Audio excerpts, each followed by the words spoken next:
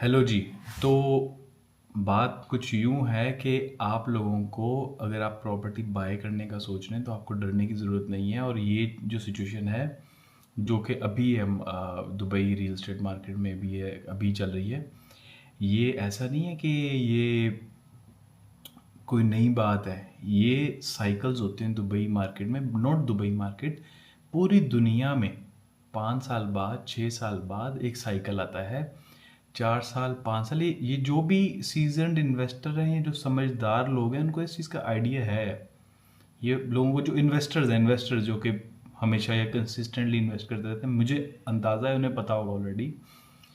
ये क्या होता है, market, real estate market overall हर चीज़, स्टॉक्स भी 5 साल तक ऊपर जाते हैं in the longer run, not in the on a day to day, not for a day trader, in the long run. 4 साल 5 साल स्टेबल रहते हैं या ऊपर जाते हैं। 5 साल बाद वो फिर नीचे आते हैं। और जो बाइंग का एक्चुअल टाइम होता है उसमें भी ये हर चीज़ नहीं आपने बाई करनी थी, सोच समझ के आपने डिसीजन लेना होता है, सोच समझ के आपने प्रॉपर्टीज या स्टॉक्स बाई करने होते हैं। और जब हाई पे होते हैं तो सेल करने होते हैं। ये बहुत ही बेसिक सी बात है, बट ये शॉर्ट टर्म पीरियड में नहीं होता है, 1-2 दिन में नहीं होता, ये लॉन्गर रन, 5 साल का साइकिल देखते हैं। तो ये होता है, सिर्फ ये होता है जो साइकिल होता है उसकी रीजनिंग डिफरेंट होती है। किसी दफ़ा जो ये साइकिल आए आए फॉर एग्जांपल, हो सकता है किसी साइकिल की रीज़न कोरोना हो सकता है किसी साइकिल की रीज़न कोई बैंक का जो है वो बैंक करप्ट होना, या बैंक मतलब वो जो होता है फाइनेंशियल क्राइसिस हो, किसी वजह रीज़न कोई वॉर हो सकती है।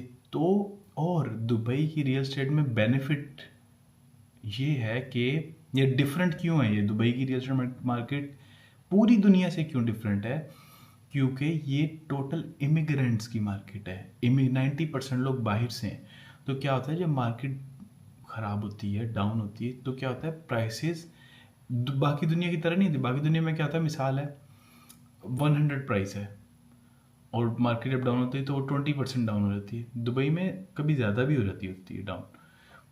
तो उस चीज़ का बेनिफिट है। तो क्या होता है, जो पैसे बनते हैं वो फ्लक्चुएशन में बनते हैं, पैसे कम या ज़्यादा होने फ्लक्चुएशन में बनते हैं। तो आप इस फ्लक्चुएशन का, इस मार्केट के फॉर एग्जांपल ड्रॉप होती है, अभी तक तो ड्रॉप नहीं हुई, अगर ड्रॉप होती है तो आप उसका बेनिफिट उठाएं। जितनी भी ड्रॉप होती है सोच समझ के लें, हर प्रॉपर्टी लेने वाले नहीं, सोच समझ के कैलकुलेशंस करके। कैलकुलेशंस आपको बहुत डीप नहीं जाना, बहुत ज़्यादा कैलकुलेशन ये तो ये मेरा मानना है, जो that's how I do it, कि बहुत ज़्यादा डीप कैलकुलेशन चाहिए, ये फलाना ढमकाना, इतना डीप कैलकुलेशन